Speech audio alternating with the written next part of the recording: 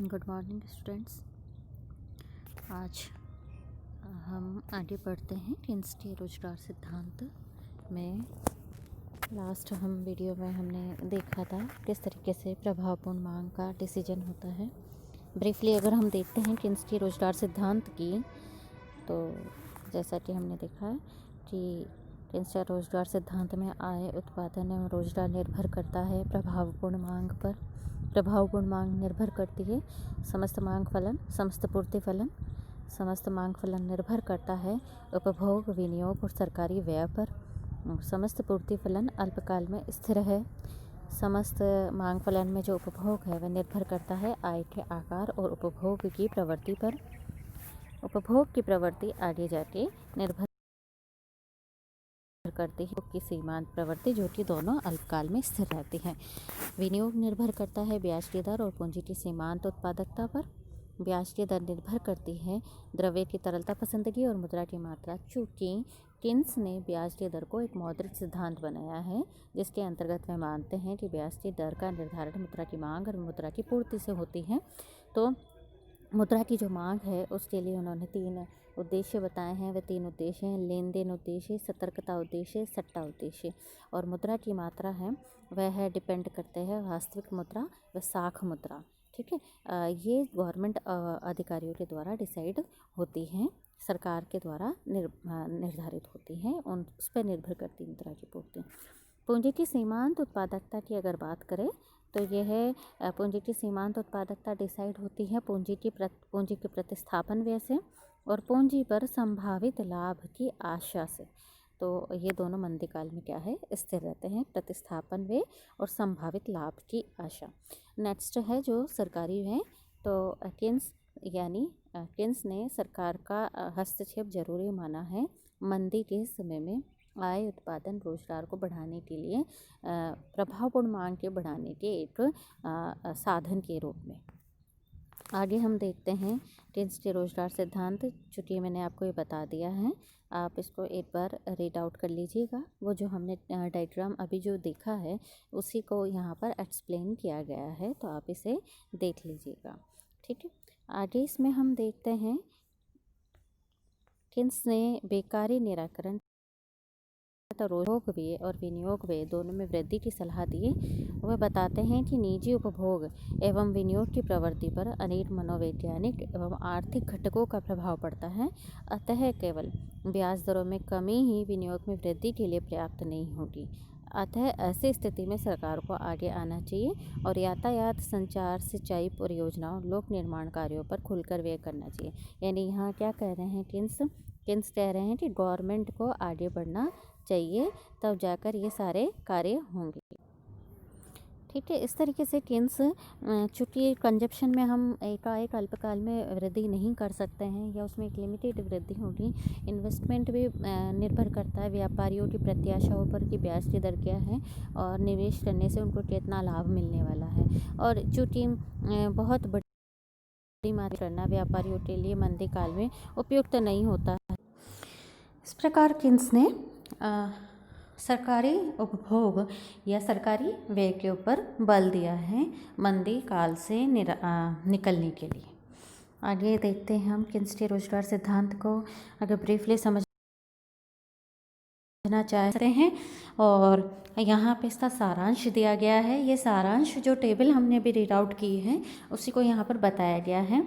इस प्रकार से आप देखिए कि जैसे प्रतिष्ठावादी अर्थशास्त्री निरपेक्षता की नीति, policy of laissez faire. Policy of laissez faire क्या है कि गवर्नमेंट निरपेक्ष रहनी चाहिए, गवर्नमेंट को आर्थिक नीतियों में हस्तक्षेप नहीं करना चाहिए, जैसा कि प्रतिष्ठावादी अर्थशास्त्री मानते थे। इसके विपरीत किन्स ने सच्चे मायने में साम्यवादी ना होकर नियंत्रित पूंजीवाद का कट्टर समर्थन किया है। यानी पूंजीवाद होना चाहिए लेकिन वो कंट्रोल्ड होना चाहिए, और वो कंट्रोल किसके द्वारा, गवर्नमेंट के थ्रू होना चाहिए। आगे हम देखते हैं इसमें, ये आप इसको देख लीजिएगा। ये वही है अभी हमने जो टेबल को रीड आउट किया है, इसमें पॉइंट दर पॉइंट सब चीज़ें बताई गई हैं कि किस तरीके से ब्याज की दर का निर्धारण होता है, तरलता पसंदगी कैसे निर्भर करती है, सभी चीज़ें आप इसमें देख सकते हैं। किन्स के रोजगार सिद्धांत को अगर हम समीकरण के रूप में देखें तो आपको जैसा कि पता ही है, आउटपुट किस पे निर्भर करता है? आउटपुट निर्भर करता है एम्प्लॉयमेंट के ऊपर। एम्प्लॉयमेंट बढ़ेगा तो आउटपुट भी बढ़ जाएगा। ठीक है। नेक्स्ट है डिमांड किस पे निर्भर करती है? डिमांड ऑफ लेबर किस पे निर्भर करती है? वास्तविक मजदूरी पर, जो कि इसका ऋणात्मक फलन है। सप्लाई ऑफ लेबर किस पे निर्भर करती है?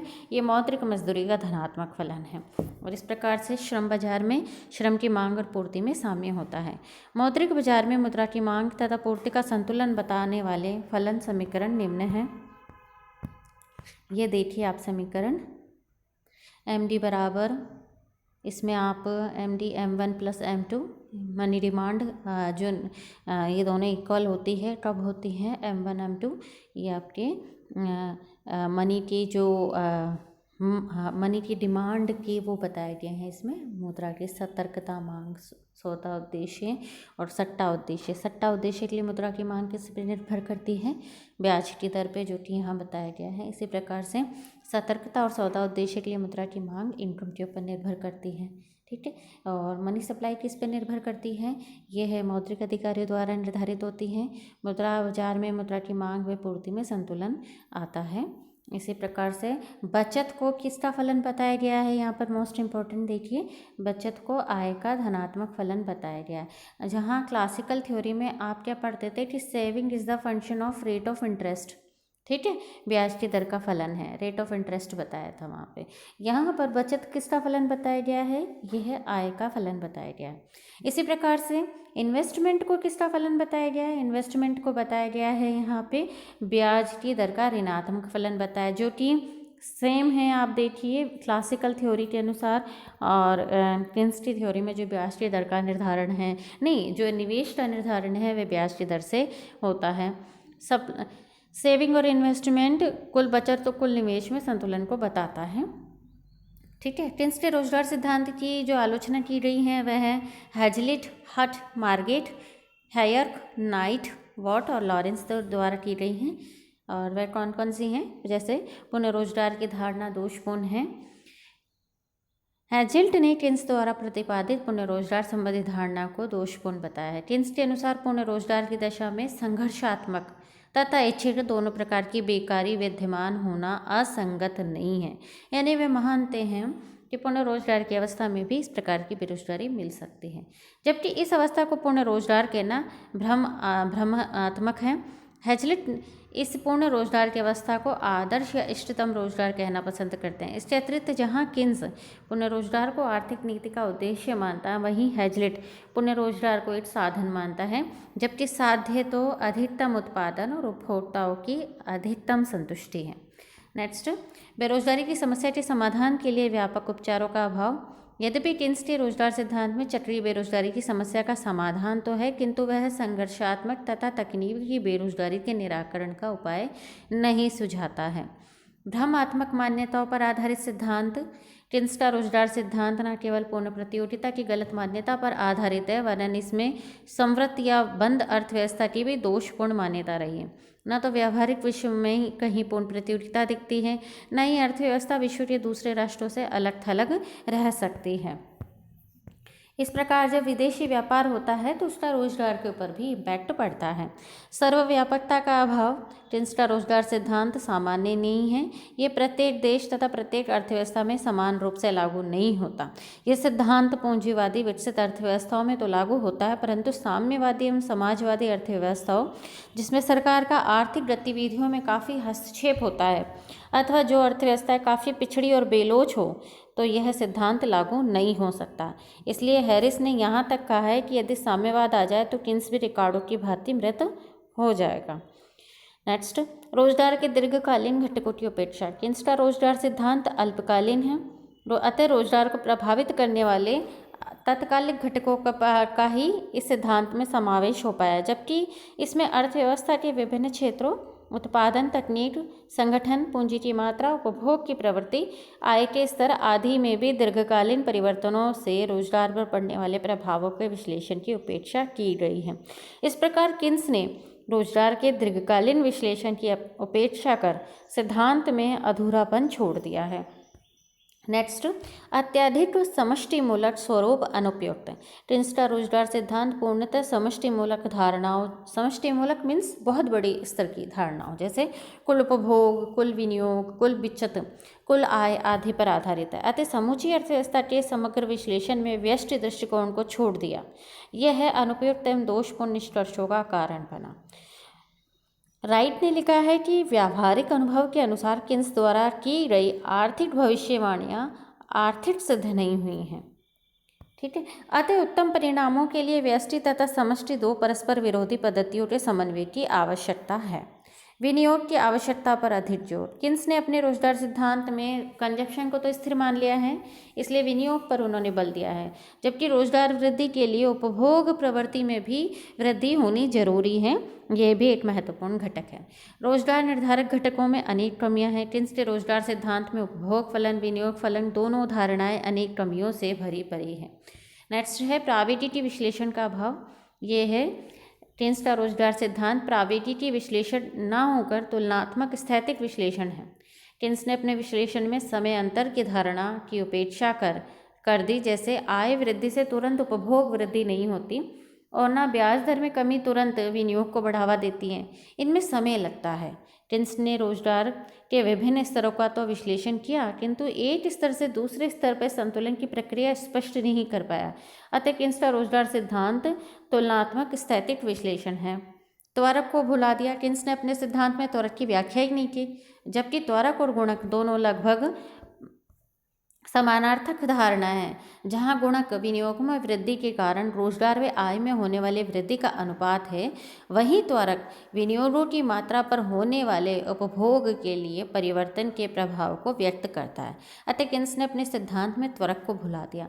किन्स का सिद्धांत सामान्य सिद्धांत नहीं माना जा सकता है, यह एक विशिष्ट सिद्धांत माना जा सकता है जो केवल बंद अर्थव्यवस्थाओं में, जिनमें पूर्ण प्रतियोगिता हो और परिस्थितियों में सामान्यता स्थिरता हो, उन्हीं में लागू होता है। अपूर्ण प्रतियोगिता वाली खुली अर्थव्यवस्था और सर्वदा गतिशील अर्थव्यवस्थाओं या अर्ध विकसित या गतिहीन अर्थव्यवस्थाओं में लागू नहीं होता है। किन्स के रोजगार सिद्धांत की अगर हम व्यवहारिक महत्व की बात करें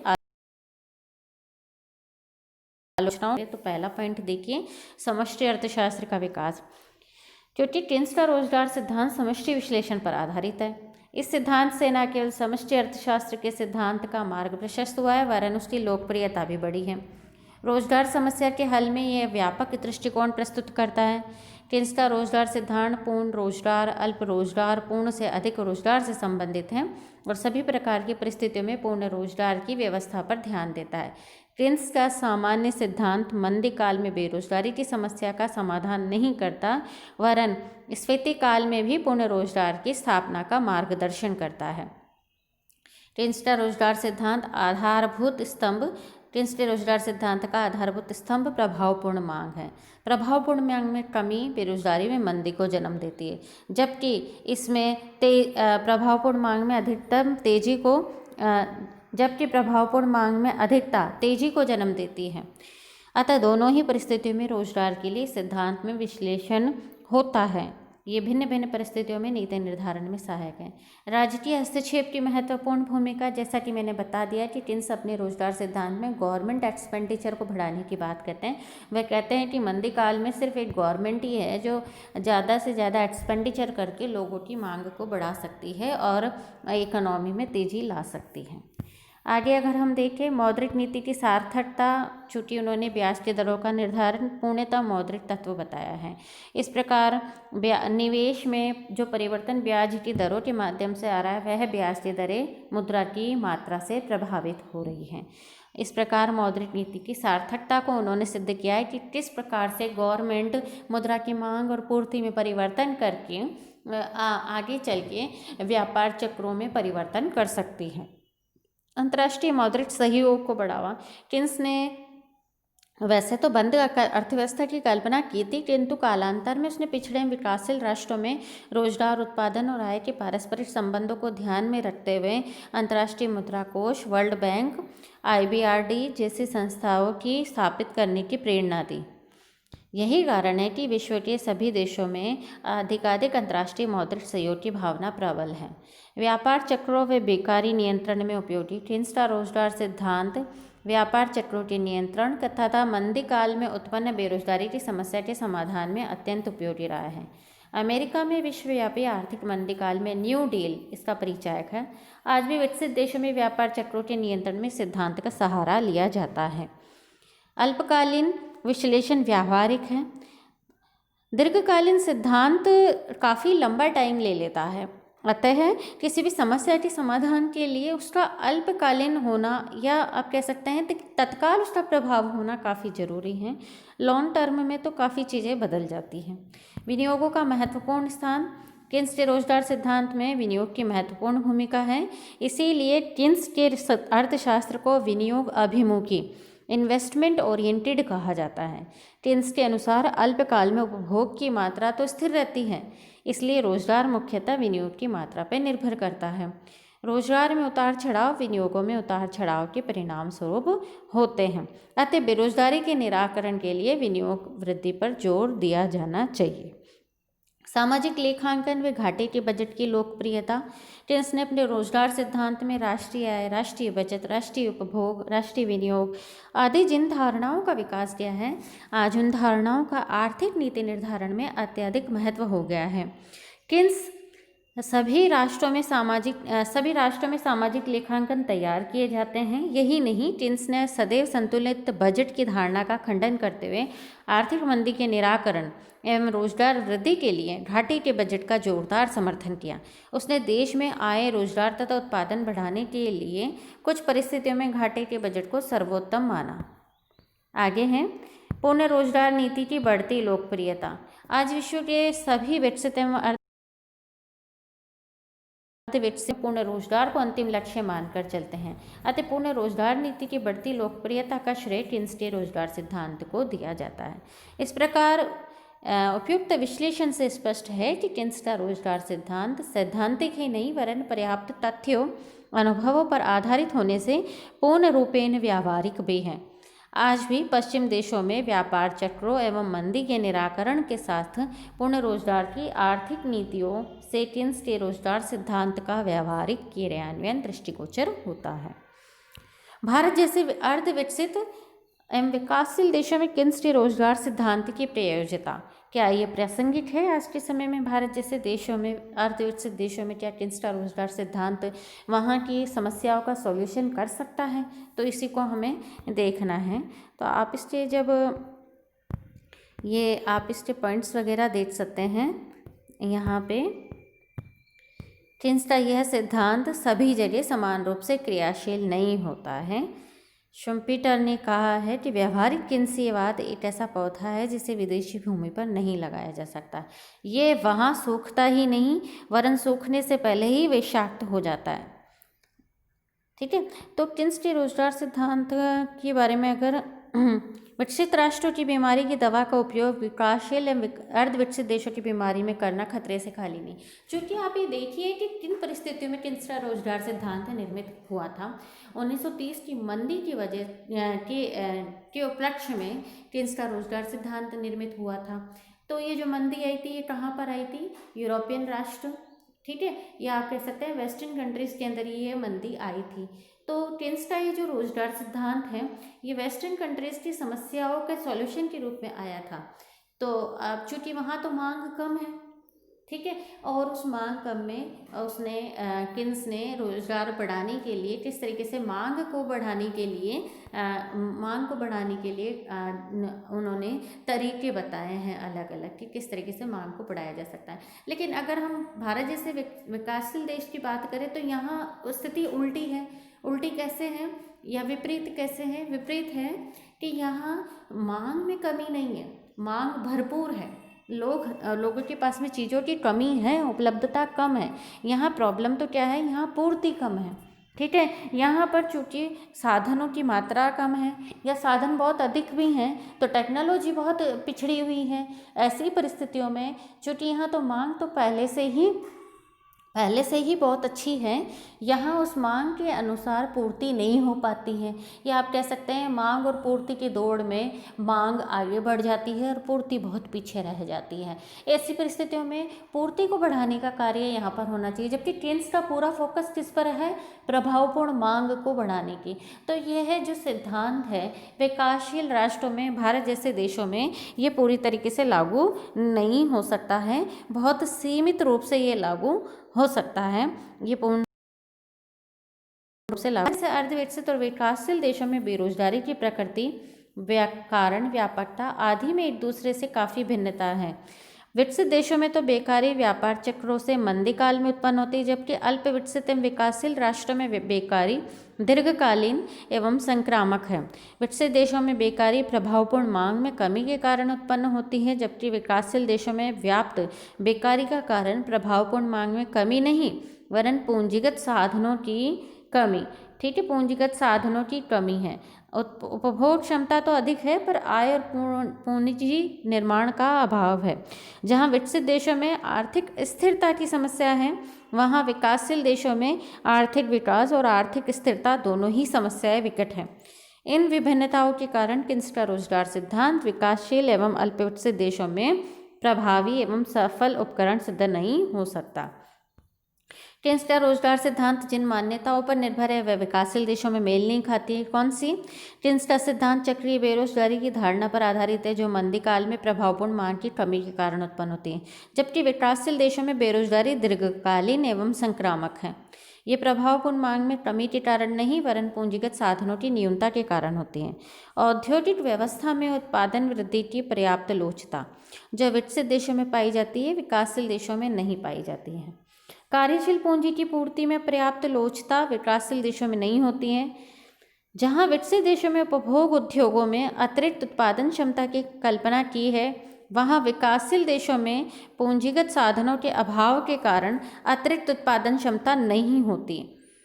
जहां विकसित देशों में बेरोजगारी एक अल्पकालीन अवस्था है, वहां विकासशील देशों में बेकारी की समस्या दीर्घकालीन एवं संक्रामक है।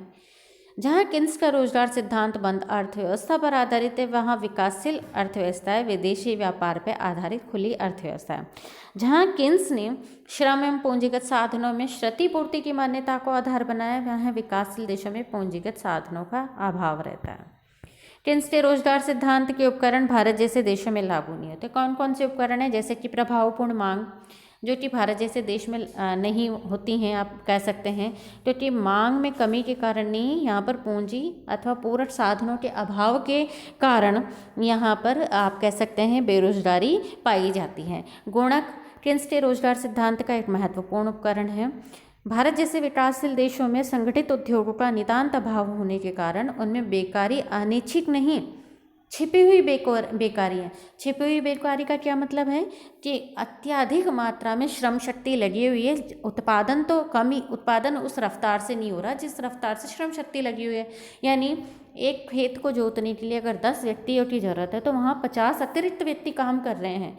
तो ये क्या है? छिपी हुई बेकारी है, जो कि विकासशील देशों में मिलती है। अतः चालू मजदूरी दरों पर लागू काम लोग काम पर लगने को तैयार नहीं होते। अतः गुणक सिद्धांत की क्रियाशीलता में बाधा आती है। गुणक के सिद्धांत की दूसरी मान्यता उत्पादन का लोचपूर्ण पूर्ति वक्र होना है, जबकि विकासशील देशों में पूंजी तथा पूरक साधनों के अभाव के कारण अतिरिक्त उत्पादन क्षमता नहीं होती है। अतः उत्पादन का लोच रहित पूर्ति वक्र होने से विनियोग की प्रारंभिक वृद्धि के कारण आय व रोजगार में वृद्धि से मुद्रास्फीति का जन्म होता है और गुणक प्रभाव समाप्त हो जाता है। उपभोग प्रवृत्ति एवं बचत प्रवृत्ति। केन्स ने अपने रोजगार सिद्धांत में बताया कि विकसित अर्थव्यवस्थाओं के लिए तो सही है कि आय में वृद्धि से उपभोग में वृद्धि होती है, किंतु उपभोग में वृद्धि आय की वृद्धि की तुलना में कम होती है और इस प्रकार उपभोग फलन के आधार पर आय वृद्धि के साथ साथ बचतों में भी वृद्धि होती है और बचतों में वृद्धि आय की वृद्धि की तुलना में अधिक होती है, जबकि भारत जैसे देशों में आय, उपभोग और बचत का ये संबंध खरा नहीं उतरता है, क्योंकि यहाँ पे क्या है, गरीबी और भुखमरी इतनी ज़्यादा है कि लोगों की सीमांत उपभोग क्षमता ऊंची रहती है। नेक्स्ट, बचतें और पूंजी निर्माण। अगर केन्स के रोजगार सिद्धांत में खर्च को अच्छा गुण और बचत को अवगुण माना गया, जबकि क्योंकि विकसित राष्ट्रों में अधिक बचत की प्रवृत्ति प्रभावपूर्ण मांग में कमी लाती है, किंतु भारत जैसे देश में यह संभव नहीं है। विकासशील देशों में बचत की प्रवृत्ति एक अच्छा गुण नहीं वरन आर्थिक दरिद्रता के निराकरण की एक रामबाण औषधि भी है। इन देशों में उपभोग में कमी और बचतों में वृद्धि से पूंजी निर्माण की गति तेज की जा सकती है। ब्याज की दर और पूंजी की सीमांत उत्पादकता। किन्स ने अपने रोजगार सिद्धांत में प्रभावपूर्ण मांग में वृद्धि द्वारा रोजगार बढ़ाने के लिए ब्याज दरों में कमी तथा पूंजी की सीमांत उत्पादकता में वृद्धि का सुझाव दिया है। किन्स ने विनियोग और पूंजी की सीमांत उत्पादकता के बीच विपरीत संबंधों की परिकल्पना की थी, जबकि भारत जैसे विकासशील देशों में विनियोग एवं पूंजी की सीमांत उत्पादकता में सीधा संबंध दृष्टिगोचर होता है। घाटे की वित्तीय व्यवस्था एवं अधिक सार्वजनिक व्यय। घाटे की वित्त व्यवस्था और अधिक सार्वजनिक व्यय में आप देखिए कि पूर्ण रोजगार प्राप्त करने के लिए घाटे की वित्त व्यवस्था की आर्थिक नीति तथा मित व्ययता की उपेक्षा के जिस सिद्धांत का किन्स ने समर्थन किया वह अल्प विकसित देशों में लागू नहीं होता है। विकासशील देशों में तो यही नुस्खा है कि अधिक परिश्रम करो और अधिक बचाओ। ठीक है, तो किन्स का जो सिद्धांत है वह विकासशील देशों के लिए पूर्णतः आप कह सकते हैं कि सीमित रूप में लागू हो सकता है, पूरी रूप में नहीं लागू हो सकता, क्योंकि ये जो बनाया गया था ये विकसित देशों की समस्याओं को ध्यान में रखकर बनाया गया था। विकासशील देशों की समस्याओं से इसका कोई सरोकार नहीं है। निष्कर्ष रूप में कह सकते हैं कि पूंजीवादी विकसित अर्थव्यवस्थाओं में चक्रीय बेरोजगारी को दूर करने में किन्स का रोजगार सिद्धांत लागू होता है। वह भारत जैसे अल्प विकसित देशों में इसकी सीमित प्रयोज्यता है। भारतीय अर्थव्यवस्था में किन्स के विचारों की प्रासंगिकता और सार्थकता को आप यहाँ देख सकते हैं। आय, उत्पादन और रोजगार वृद्धि में निवेश की भूमिका है, जैसा कि बिल्कुल सही है कि निवेश बढ़ाने से ये सब चीज़ें बढ़ेंगी आपके। घाटे की वित्तीय व्यवस्था का विचार काफ़ी सार्थक है, जैसा कि आप देख सकते हैं भारत जैसे देश के अंदर ही कि हमारा जो बजट बनता है वह हमेशा घाटे का ही बजट बनता है। और जो कि किन्स ने जिस तरीके से बताया कि यह मंदी काल में बहुत उपयुक्त है, तो कहीं ना कहीं ये लागू होता है। इसी तरीके से सरकारी हस्तक्षेप की आवश्यकता है। किन्स के आर्थिक विचार आधुनिक युग में भी व्यवहारिक एवं सार्थक होते हैं, जैसा कि बचत आय का फलन है, ब्याज का नहीं है, और भी बहुत सारी चीज़ें इसमें दी गई हैं, आप देख सकते हैं इसे। क्लासिकल मॉडल और केन्सियन मॉडल की अगर तुलना करें तो आप देख सकते हैं कि कई सारी चीज़ें हैं जो इनमें आप तुलना करके बता सकते हैं। जैसे रोजगार का स्तर की बात करें तो क्लासिकल क्या मानता था कि पूर्ण रोजगार को सामान्य स्थिति मानता था, जबकि केन्सियन मॉडल अपूर्ण रोजगार को सामान्य स्थिति मानते हैं। बेरोजगारी का कारण दोनों ने अलग अलग डिफाइन किया है, जो कि से के नियम पर आधारित है। इसी प्रकार से अबाध व्यापार नीति, सरकारी हस्तक्षेप, बेरोजगारी एवं मजदूरी कटौती, बचत एवं निवेश में समानता का सिद्धांत, सार्वजनिक बचत बनाम सार्वजनिक व्यय, मुद्रा की तटस्थता बनाम मुद्रा की सक्रिय भूमिका, वास्तविक क्षेत्र में मौद्रिक क्षेत्र में पृथकता बनाम समन्वय। ये पॉइंट्स आप इसको एक बार रीड आउट कर लीजिएगा, काफ़ी सिंपल पॉइंट्स हैं। व्यष्टि बनाम समष्टि मॉडल, जो क्लासिकल मॉडल था ये पूरी तरीके से व्यष्टि मॉडल था, जबकि जो केन्सियन मॉडल हम पढ़ते हैं वह समष्टि मॉडल है अपने आप में।